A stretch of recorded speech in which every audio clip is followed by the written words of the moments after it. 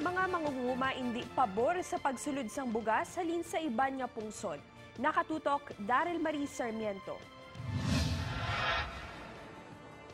Wala na sang limitasyon ang pagpasulod sang bugas halin sa luwas sang pungsod base sa Rice Tarification Law. Base sa Department of Finance, ang bag-o nga layi ang magaresulta sang mas barato nga presyo sang bugas para sa mga konsumidor. Apang, disgusto diri ang pila sa mga mangunguma bangod panigurado nga maapektuhan ang ilang nga produksyon bangod sa kadamo sang kompetensya sa merkado. Ang aton baligya di dumamerde gid ang mangunguma tungod nga may kompetensya siya mo.